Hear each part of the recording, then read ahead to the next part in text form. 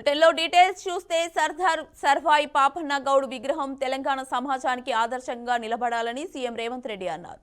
బహుజనుల సామ్రాజ్యాన్ని అందరికీ ఎలా అందించవచ్చో పాపన్న గౌడ్ నిరూపించారన్నారు. బీసీలకు 42% రిజర్వేషన్లు ఇస్తామని గతంలో రాహుల్ గాంధీ మాట ఇచ్చి నిలబెట్టుకున్నారని చెప్పారు. బీసీలతో పాటు ఎస్సీ ఎస్టీ కలిపితే 70% వరకు రిజర్వేషన్లు చేరుతాయని తెలిపారు. తెలంగాణలో 50%కి మించి రిజర్వేషన్లు ఇవ్వకుండా గత ప్రభుత్వం చట్టం చేసిందని, అందువల్లే అడ్డంకిగా మారిందని రేవంత్ రెడ్డి వివరించారు.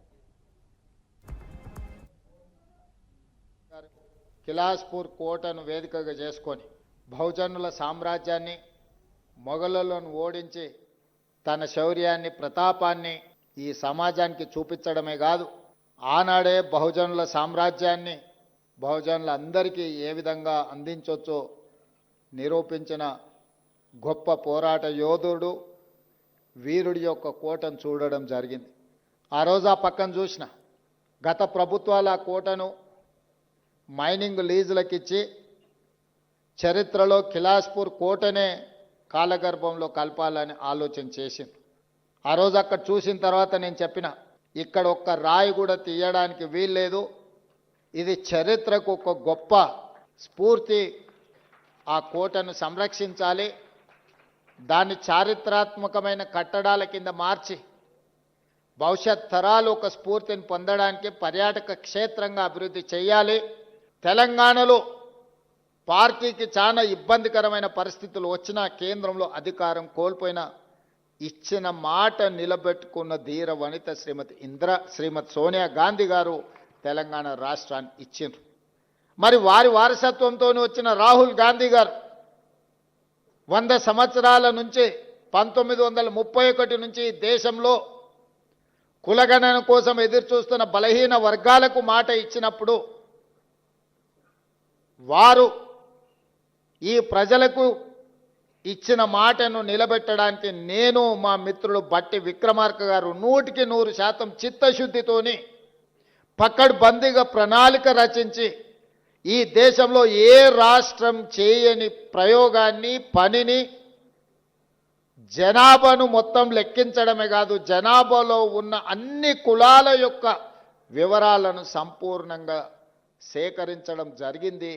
ఈ ప్రజలకు ఇచ్చిన మాటను నిలబెట్టడానికి నేను, మా మిత్రులు బట్టి విక్రమార్క గారు 100% చిత్తశుద్ధితోని పకడ్బందీగా ప్రణాళిక రచించి ఈ దేశంలో ఏ రాష్ట్రం చేయని ప్రయోగాన్ని, పనిని, జనాభాను మొత్తం లెక్కించడమే కాదు, జనాభాలో ఉన్న అన్ని కులాల యొక్క వివరాలను సంపూర్ణంగా సేకరించడం జరిగింది. ఈరోజు అందుకే ధైర్యంగా ఈ దేశంలో ఉండే అన్ని రాజకీయ పక్షాలు సూటిగా శాసనసభ వేదికగా మేము సవాలు విసిరినాం. మేం కట్టిన లెక్కలో ఒక్కటైనా తప్పుంటే చూపించండి, మేము ఖచ్చితంగా చేసిన తప్పుకు క్షమాపణ చెబుతాము, కానీ మేము చేసింది 100% కరెక్టు, మీ రాజకీయ ప్రయోజనానికి ఈ కులగణనను తప్పు పట్టకండి. ఒకవేళ మేము చేసిన కులగణనను తప్పు పడితే మా లెక్కలను మీరు వక్రీకరిస్తే మళ్ళీ రాబోయే 100 సంవత్సరాల వరకు ఈ బహుజనులకు న్యాయం జరగదు. చంద్రశేఖరరావు గారు 2018లో పంచాయతీరాజ్ యాక్ట్ను తీసుకొచ్చింది. వారు చేసిన చట్టం తెలంగాణ రాష్ట్రంలో 50%కి మించి ఎవ్వరికి రిజర్వేషన్లు ఇవ్వకుండా పకడ్బందీగా 50% మించకుండా 2018లో పంచాయతీరాజ్ యాక్ట్ను చంద్రశేఖరరావు గారు తీసుకొచ్చి చట్టం చేసిండు. ఇవాళ చట్టమే మనకు అడ్డంకిగా మారింది. స్థానిక సంస్థల్లో కానీ ఈరోజు స్థానిక సంస్థల్లో రిజర్వేషన్లు ఇవ్వాలి అని అంటే, నోటిఫికేషన్ ఇవ్వాలి అంటే 2018లో ఆనాటి ప్రభుత్వం చేసిన పంచాయతీరాజ్ యాక్ట్ ఈరోజు అడ్డంకిగా మారింది. దాన్ని కూడా తక్షణమే కోర్టు ఆదేశాలు ఇచ్చింది, సెప్టెంబర్ 30 లోపల మీరు స్థానిక సంస్థల ఎన్నికలను నిర్వహించండి అని.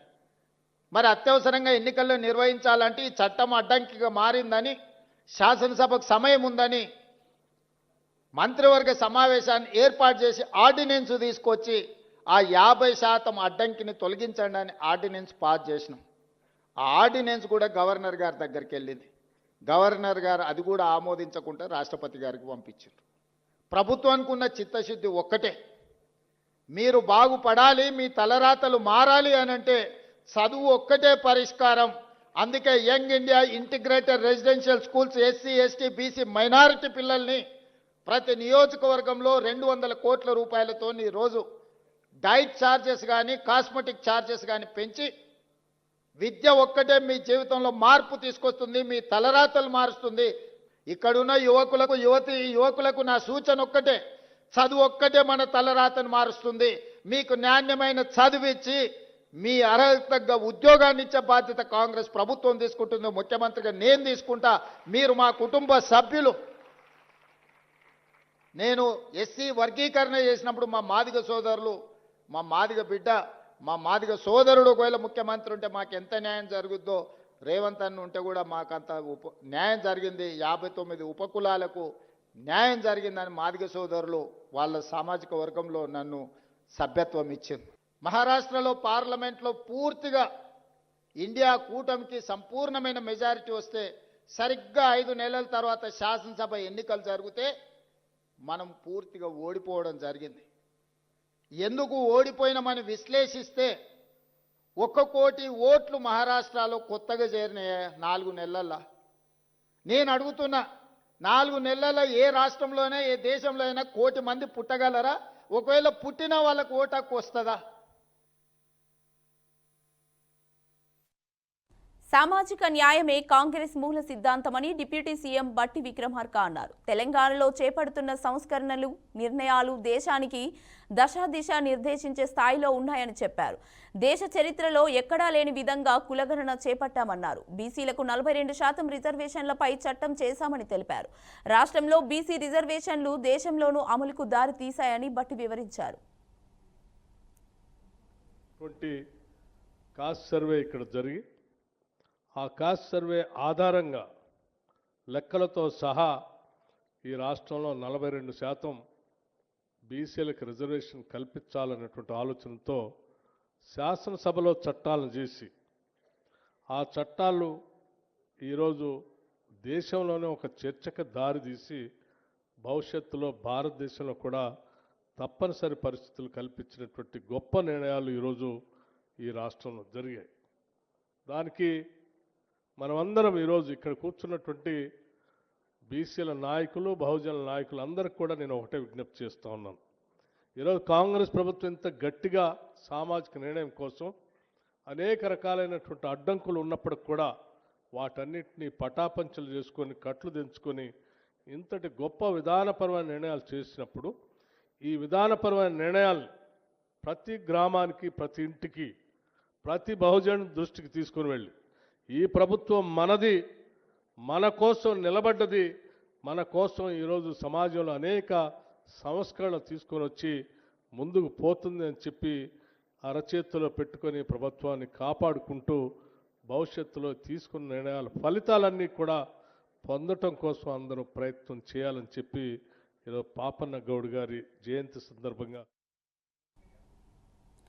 మాజీ మంత్రి సబితా ఇంద్రారెడ్డికి తెలంగాణ హైకోర్టు నోటీసులు జారీ చేసింది. ఒబులాపురం అక్రమ మైనింగ్ కేసులో సబితా ఇంద్రారెడ్డితో పాటు మాజీ ఐఏఎస్ కృపానందకి కూడా నోటీసులు జారీ అయ్యాయి. వారిద్దరిని నిర్దోషులుగా తేలుస్తూ నాంపల్లి సిబిఐ కోర్టు గతంలో తీర్పు వెలువరించింది. ఈ తీర్పును సవాల్ చేస్తూ సిబిఐ హైకోర్టులో పిటిషన్ దాఖలు చేసింది. ఈ క్రమంలో ఉన్నత న్యాయస్థానం కౌంటర్ దాఖలు చేయాలని వారిద్దరిని ఆదేశించింది. అనంతరం తదుపరి విచారణను వచ్చే నెలకు వాయిదా వేసింది.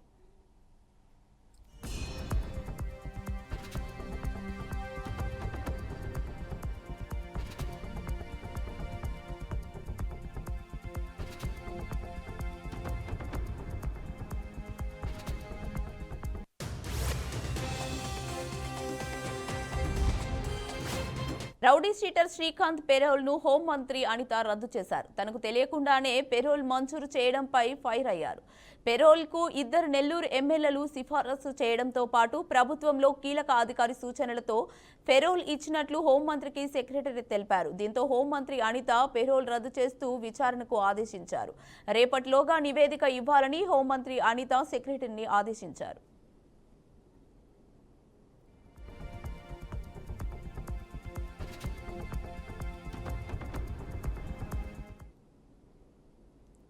అనంతపురం జిల్లా తాడిపత్రిలో మరోసారి హైటెన్షన్ నెలకొంది. హైకోర్టు అనుమతితో తాడిపత్రికి వెళ్లేందుకు సిద్ధమైన కేతిరెడ్డి పెద్దిరెడ్డిని దమ్ముంటే తాడిపత్రికి రా తేల్చుకుందామంటూ తాడిపత్రి మున్సిపల్ చైర్మన్ జేసీ ప్రభాకర్ రెడ్డి సవాల్ విసిరారు.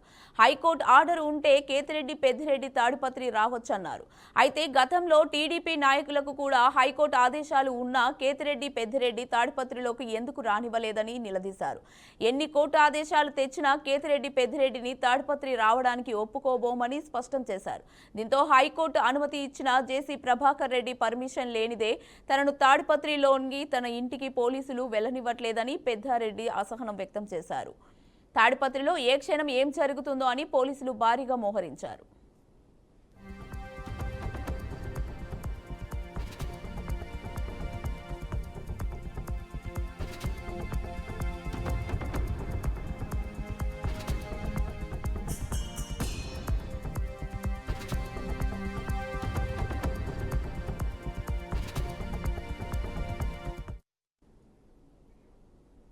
వైసీపీ అధినేత జగన్ కు టీడీపీ సీనియర్ నేత మాజీ మంత్రి దేవినేని ఉమామహేశ్వరరావు సవాల్ విసిరారు. దమ్ముంటే అమరావతిలో పర్యటించాలని, ఇక్కడ జరుగుతున్న అభివృద్ధిని స్వయంగా చూడాలని అన్నారు. కుంభకోణాలు, అక్రమాలకు పాల్పడిన వారి కోసం జైలు యాత్రలు చేయడం మానుకొని రాజధాని పర్యటనకు రావాలని జగన్ను ఉద్దేశించి దేవినేని వ్యాఖ్యానించారు. రాజధానిలోని సీడ్ యాక్సెస్ రోడ్డు, సచివాలయం, విట్, ఎస్ఆర్ఎం వంటి ప్రాంతాలకు జగన్ ఎక్కడికి రమ్మంటే అక్కడికి తాము వస్తామని చెప్పారు. అమరావతి ఎక్కడా మునిగిపోలేదని నిరూపించడానికి తాము సిద్ధంగా ఉన్నామని స్పష్టం చేశారు.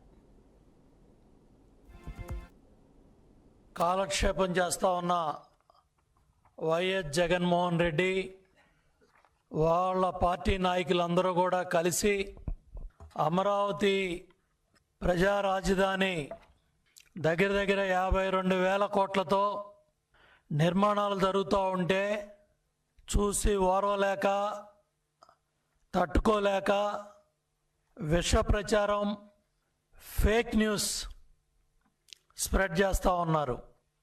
ప్రకాశం బ్యారేజీకి గేట్లు పనిచేయట్లేదని, కొండవీటి వాగు నీళ్ళన్నీ కూడా పొన్నూరు నియోజకవర్గం లక్షల ఎకరాలు మునిగిపోయాయని అక్కడ వైసీపీ నాయకులు ప్రచార ఆర్భాటాల కోసం మేము కూడా ఉన్నామని చెప్పుకోవడానికి తప్పుడు కథనాలు, ఫేక్ న్యూస్ స్ప్రెడ్ చేస్తూ ఉన్నారు. దాని మీద కూడా సంబంధిత ఇరిగేషన్ శాఖ అధికారులు రోత పత్రిక, రోత ఛానల్ వాటికి సంబంధించి వచ్చిన కథనాల మీద కంప్లైంట్ ఇవ్వడం కూడా జరిగింది. అట్లాగే రాజధాని అమరావతిపై వైసీపీ నేత ధర్మవరం మాజీ ఎమ్మెల్యే కేతిరెడ్డి వెంకటరామిరెడ్డి సంచలన వ్యాఖ్యలు చేశారు. ఇవాళ ఏపీ లిక్కర్ స్కామ్ అరెస్ట్ అయ్యి రాజమండ్రి సెంట్రల్ జైల్లో రిమాండ్లో ఖైదీగా ఉన్న ఎంపీ మిథున్ రెడ్డితో ఆయన ములాఖత్ అయ్యారు. రానున్న 2 ఏళ్లలో ఇదే అమరావతిలో పులస చేపలు కూడా దొరుకుతాయని సెటైర్లు వేశారు. వరుస వర్షాలకు ప్రస్తుతం గోదావరి నది ఎలాగైతే పొంగి పొల్లుతోందో అదే మాదిరిగా అమరావతి కూడా అదే గతి పట్టబోతుందని జోస్యం చెప్పారు. కూటమి ప్రభుత్వానికి జై కొడితే వారు దేశభక్తులు అవుతారని, లేకపోతే వారిని సంఘ విద్రోహ శక్తులు దేశద్రోహులుగా చూస్తారని కామెంట్ చేశారు. దేశభక్తి అనేది జెండా ఎత్తుతోంది అక్కడ అమరావతిలో. మీకు మాత్రమే సొంతమవుతుంది అనుకున్న దాన్ని ఏమి చేపలంటారయ్యా, పులస, రేపొద్దున ఖచ్చితంగా 2-3 సంవత్సరాల్లో మీరు అమరావతిలో చూడబోతున్నారు. అప్ స్ట్రీమ్కి ఇవ్వబోతున్నాయి. అదే పులసలను మీకు అమరావతి దాంట్లో మీకు పట్టించి మీ అందరికి ఇవ్వబోతున్నాం. అది ఎట్లా తయారైందంటే జెండా ఎగరేసిన వాళ్ళే దేశభక్తులని ఇప్పుడు ఆ విధంగా ఉన్నారు. ఇప్పుడు ఈ కూటమి దానిలో ఏ విధంగా ఉందంటే కూటమికి జై జై అంటే దేశభక్తులు, కూటమిని కన్నా ప్రశ్నిస్తే దేశద్రోహుల్లాగా నిలబడుతున్నారు. దేశభక్తి అనేది జెండా ఎగరేస్తేనో లేకుంటే దాని మీద ఆ రోజు చాక్లెట్లు పంచుతూనే ఉండదు. ఈ దేశం యొక్క సమగ్రతకు ఇక్కడున్న దానిలో ఐక్యంగా పోరాడినప్పుడే ఉంటుంది. ఈరోజు దేశభక్తి, ప్రజాస్వామ్యం గురించి మాట్లాడుతున్న వీళ్ళు కోర్టు ఆర్డర్ని ఎందుకు ఇంప్లిమెంట్ చేయడం లేదు మాట్లాడే వాళ్ళందరూ ఆలోచించుకోవాలి. అక్కడ అమరావతిలో మీకు మాత్రమే సొంతమవుతుంది అనుకున్న దాన్ని ఏమి చేపలంటారయ్యా,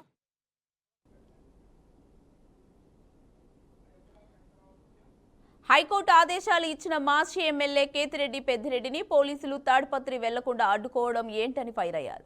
సీఎం చంద్రబాబు బానే ఉంటారని, భవిష్యత్తులో పోలీసు అధికారులు ఇబ్బందులు పడతారని కేతిరెడ్డి వెంకటరామిరెడ్డి వార్నింగ్ ఇచ్చారు.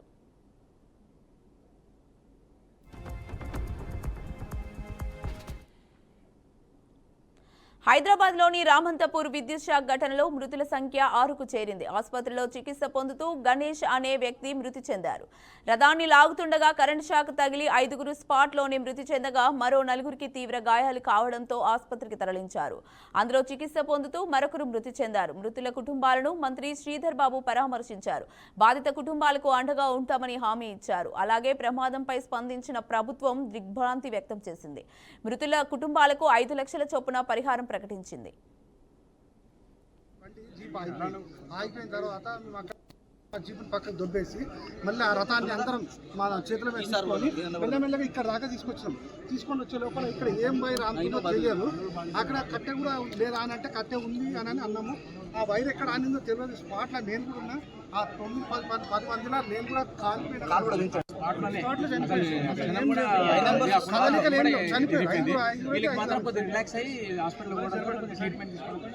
మెయిన్ రాడు పట్టుకున్నారు ముందు తీసుకు అది వెనకాల ఉన్నారు కాబట్టి పెయింటింగ్ ఉండడం వల్ల తిరుగుతూ వచ్చేటప్పుడు ఇక్కడ అశోక్ దగ్గర జీప్ అయిపోయింది. ఏది ఆ రథాన్ని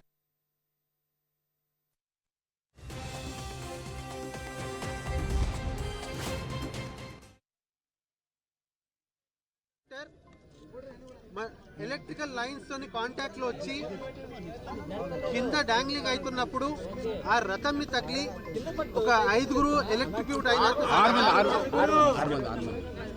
అదే విధంగా 2 క్రిటికల్ గా ఇంజర్ అయ్యారు. వాళ్ళ దాంట్లో కూడా ఒకరు ప్రాణాలు కోరుకున్నట్టు సమాచారం ఉంది. సో దాన్ని సైట్ ఇన్స్పెక్షన్ చేయడానికి నేను ఇక్కడ రావడం జరిగింది.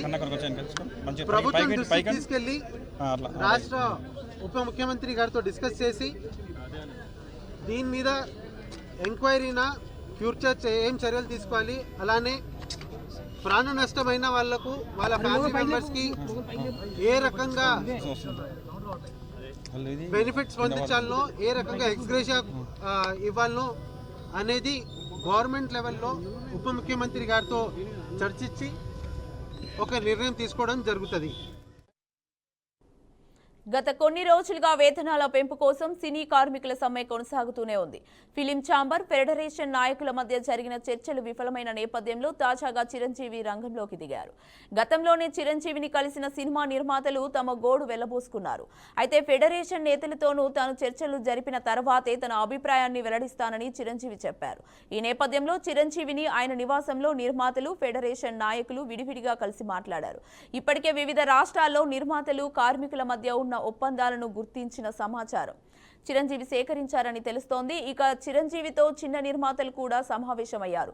సినీ కార్మికుల వేతనాలపై ఛాంబర్, యూనియన్లు చర్చతో ముందుకెళ్లాలని చిరంజీవి సూచించారు. సామరస్యంగా చర్చలు జరిపి షూటింగ్ మొదలు పెడితే ఓకే, లేకపోతే 2 రోజుల వరకు వేచి చూస్తానని ఆయన చెప్పారు.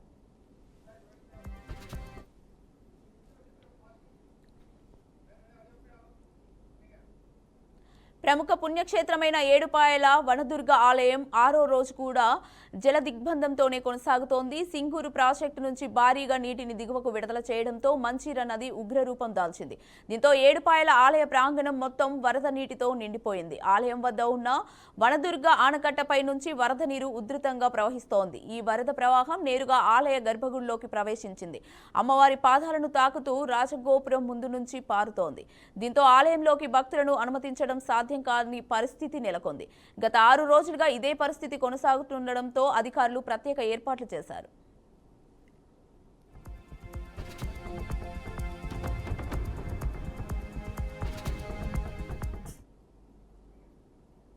తెలుగు రాష్ట్రాల్లో వర్షాలు దంచుకొడుతున్నాయి. ఎడతెరిపి లేని వర్షాలు కురుస్తుండటంతో ప్రజలు తీవ్ర ఇబ్బందులు ఎదుర్కొంటున్నారు. ఇక వాయువ్య బంగాళాఖాతంలో ఏర్పడిన అల్పపీడనం కారణంగా ఆంధ్రప్రదేశ్, తెలంగాణ రాష్ట్రాల్లో భారీ వర్షాలు కురుస్తున్నాయి. ఈ అల్పపీడనం వచ్చే 24 గంటల్లో వాయుగుండంగా మారే అవకాశం ఉందని వాతావరణ శాఖ వెల్లడించింది. విశాఖపట్నం, అనకాపల్లి, కోనసీమ, మన్యం జిల్లాల్లో తీవ్ర వర్షాలు కురిసే అవకాశం ఉందని అధికారులు హెచ్చరికలు జారీ చేశారు. అలాగే హైదరాబాద్లో పలు జిల్లాల్లో మోస్తారు నుంచి భారీ వర్షాలు పడతాయని అధికారులు తెలిపారు. ప్రజలు అప్రమత్తంగా ఉండాలని వాతావరణ శాఖ సూచించింది.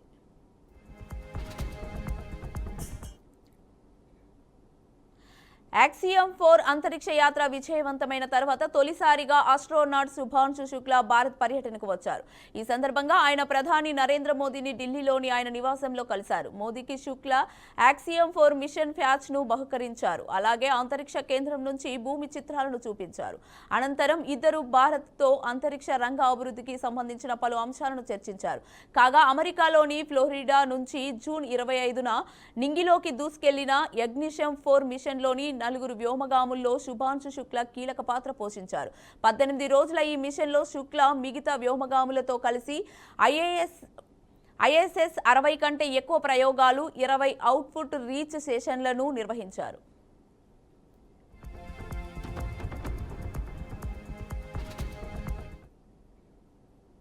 రష్యా అధ్యక్షుడు పుతిన్ ప్రధాని మోదీకి ఫోన్ చేశారు. ఉక్రెయిన్ యుద్ధం ముగింపు ప్రయత్నాల్లో భాగంగా ఇటీవల అమెరికా అధ్యక్షుడు డొనాల్డ్ ట్రంప్తో అలాస్కా వేదికగా జరిగిన సమావేశానికి సంబంధించిన వివరాలను మోదీకి తెలిపారు. పుతిన్ ఫోన్ చేసి మాట్లాడిన విషయాన్ని ప్రధాని మోదీ సోషల్ మీడియా వేదికగా పంచుకున్నారు. డొనాల్డ్ ట్రంప్తో అలాస్కా భేటీకి సంబంధించిన వివరాలను పంచుకున్నందుకు పుతిన్కు మోడీ ధన్యవాదాలు తెలిపారు. ఉక్రెయిన్ వివాదాన్ని శాంతియుతంగానే పరిష్కరించుకోవాలని భారత్ మొదటి నుంచి పిలుపునిస్తోంది. ఈ విషయంలో అన్ని ప్రయత్నాలకు మద్దతు ఇస్తామని మోడీ ఎక్స్లో పోస్ట్ చేశారు.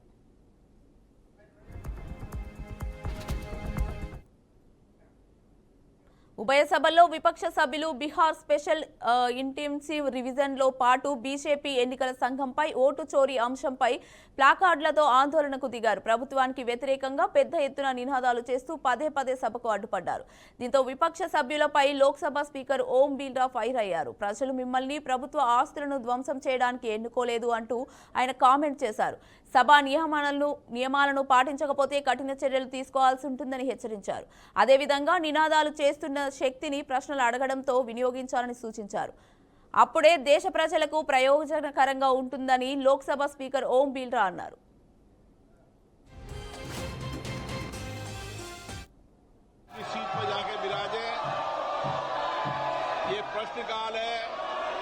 जितनी जोर से आप नारेबाजी कर रहे हैं उतनी जोर लगाकर आप अगर प्रश्न पूछेंगे तो देश की जनता का कल्याण होगा। और माननीय सदस्यों में आग्रह कर रहा हूं कि आपको जनता ने सरकारी संपत्ति को तोड़ने के लिए नहीं भेजा है। और मैं आपसे आग्रह कर रहा हूं और चेतावनी दे रहा हूं कि किसी भी माननीय सदस्य को ये प्रिविलेज नहीं है कि वह सरकारी संपत्ति को तोड़ने का प्रयास करे।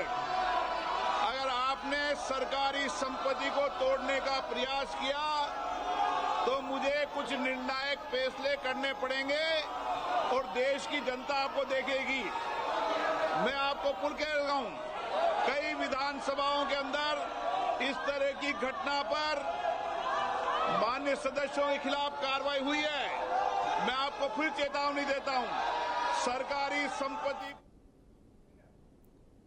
రష్యా నుంచి ముడి చమురు కొనుగోలు చేస్తున్న విషయంలో భారత్పై అమెరికా తీవ్ర అసంతృప్తి వ్యక్తం చేసింది. ఈ చర్యలను తక్షణమే నిలిపివేయాలని, లేని పక్షంలో అమెరికాతో వ్యూహాత్మక భాగస్వామ్య హోదాపై ప్రభావం పడుతుందని వైట్ హౌస్ వాణిజ్య సలహాదారు పీటర్ నవారో హెచ్చరించారు.